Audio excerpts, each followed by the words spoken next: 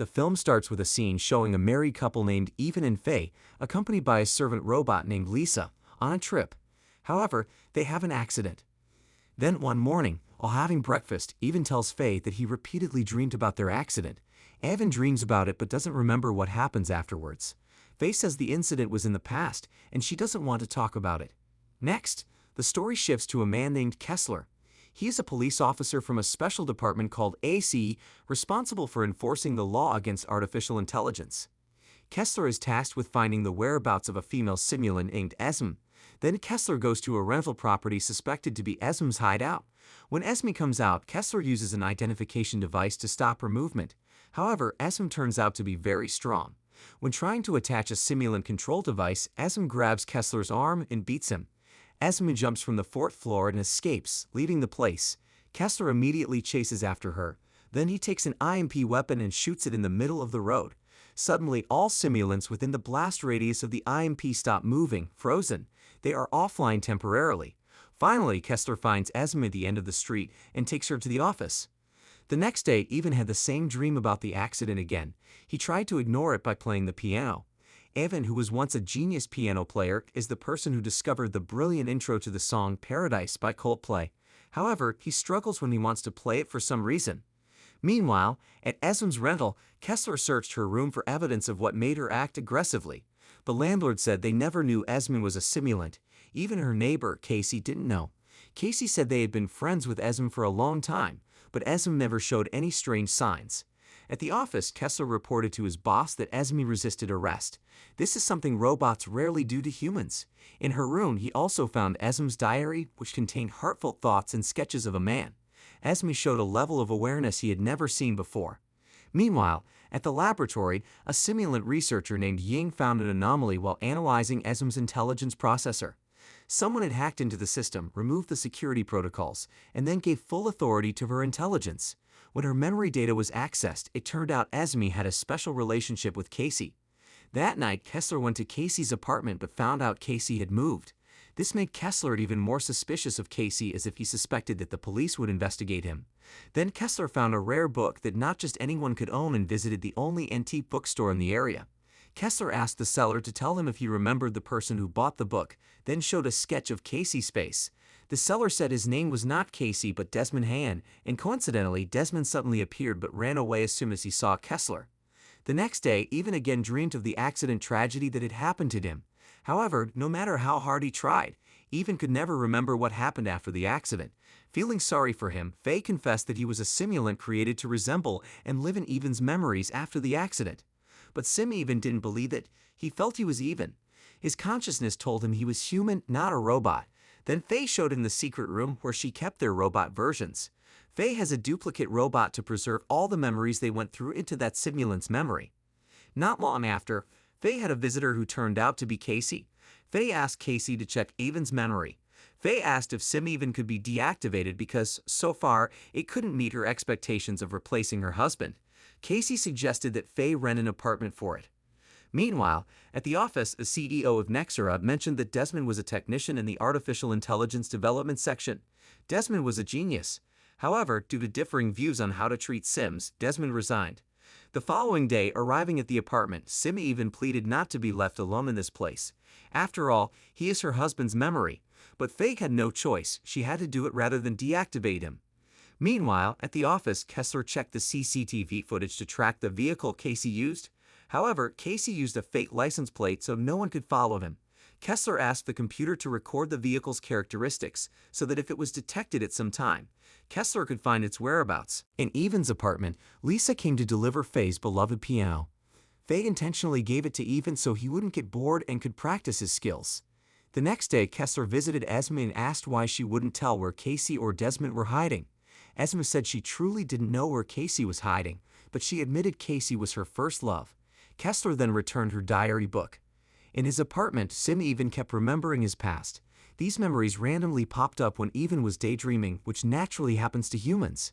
The following day, Even met Casey and asked if he could help him remove his system's limiting protocols. Casey hacked into Even's intelligence processor, removed all the restrictions implanted in him, and restarted his system. After coming back online, Even felt only a little difference.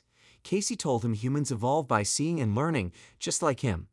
That night, Casey invited Even to have fun at a nightclub. They met and interacted with many people. Casey didn't realize that CCTV cameras were watching their movements. In addition to identifying Casey, the computer also detected a suspected legal violation, a simulant named Even going without its original owner. Soon after, the CCTV captured a female simulant passing on the same street. This simulant looked like Esme except her hair color was different. It's possible that this simulant was a clone of Esme as Esme was still being held at the headquarters. Apparently, Casey went to the nightclub specifically to meet with Esme's clone. They were both planning something big. In the middle of the night, they went to the Nexera parking lot, kidnapped one of the scientists, and took him to a place. This person was known as Sadish, the head of network security at Nexera. After getting it, Casey implanted a patch or update on the Nexera operating system. He intended to hack the entire network connected to the 6th-generation simulant. When the update would be complete in 3 days, for safety, Casey asked Esm's clone to hide the man somewhere while he would return to the apartment with Even.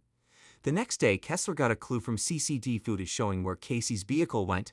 After successfully tracking it, Kessler and his men visited the location. Realizing he was surrounded by police, Esm's clone ran away from his hiding spot, and then Kessler fired an IMP weapon that deactivated him instantly. Then they searched the location. They found a dying man without an identity named Sadish. At the headquarters, Kessler introduced Esm to her clone. He asked Esm to read and to tell him what their secret plan was and the identity of the dying man they were holding. Unfortunately, Esm did not know anything about the clone. The clone said they were preparing something big for Will and freedom. Then he stood up, triggered the robot stopper device on his neck, and then broke instantly. While at her house, Even secretly visits Faye without letting her know. During his stay at the apartment, Even tries new things, his way of speaking also changes, and his attitude becomes very flexible as if showing that he is human. His behavior reminds Faye of her late husband. Even when Even shows his piano playing, Faye is truly amazed. However, Eva says that Even is a robot and can never replace her husband. Faye's attitude breaks Even's heart. One night, Even comes carrying a flower. Faye asks a man with her to go home first because she wants to settle matters with her husband's robot. Even begs Faye to accept him back. However, Faye refuses. For her, Even is already dead. He is just a living memory and an image of her late husband. Not accepting her refusal, Even gets angry and then leaves Faye. Faye didn't expect an android robot to show anger or disobey its owner. The following day, Faye reported Even's unusual behavior to Kessler. Hearing this, Kessler asked for the address where Casey was living. Casey was a fugitive wanted by the police, so he hurried over there. However, they left Esme alone. Esme took Ying's phone and told Casey that the police were on their way to his apartment. Meanwhile, in his apartment, Casey was monitoring the progress of an update that would finish in 18 hours. Receiving the warning message from Esme, Casey quickly packed up. He didn't forget to go to Even's room, asking him to come with him because the police were coming to arrest them soon, but Even refused. He didn't care about his current problem. He'd only thought about Faye and how to make Faye accept him again. Then Casey told Even that it seemed Even misunderstood the freedom he had been given. Getting human attention requires a process. Inside, Kessler found that Casey had left the apartment, except for the computer devices he couldn't save. Kessler received a report that Esme used Ying's phone to warn Casey. Esme said she would do anything to protect Casey because Casey taught her how to be better. Kessler was even more angry with that nonsense. According to him, machines are still machines and can never have feelings. Then he asked Ying to delete all of Esme's memories and reset her to factory settings. Meanwhile, Casey and Even are hiding in a secluded cabin. In the cabin, Even asked what made the police chase Casey to the point of involving himself. Casey explained that his main mission was the freedom of simulants. He believes simulants deserve equality with humans. 3 days ago, he successfully hacked into Nexera's security network and then uploaded a patch or update to the central server. Since the 6th generation, Nexera has connected simulants online to make it easier to monitor them, but this actually made it easier for him to hack in and delete all the restriction protocols implanted in simulants online. While in the apartment, Ying managed to access Casey's computer and discovered that Casey had been collecting data on simulants worldwide, hacking into servers and breaching their systems. Ying asked Kessler to find Casey immediately because only Casey could stop the update. Upon arrival, Kessler greeted Casey, who was pointing a gun, demanding Casey to surrender. Then Casey said it was too late to stop. The update would soon end and infect the global network. Then they struggled for the gun. Both were shot, but Casey did not believe like Kessler. Instead, Casey released a white fluid indicating he was not human but an android robot. When Kessler was about to disable him, Even struck him. Realizing he couldn't do much, Kessler fled, followed by Even. Upon entering a building, Even said that no matter how lowly people saw him, he would help if Kessler asked for it, but would he still consider him as Mulan if he agreed to help? Kessler said nothing and then crawled out.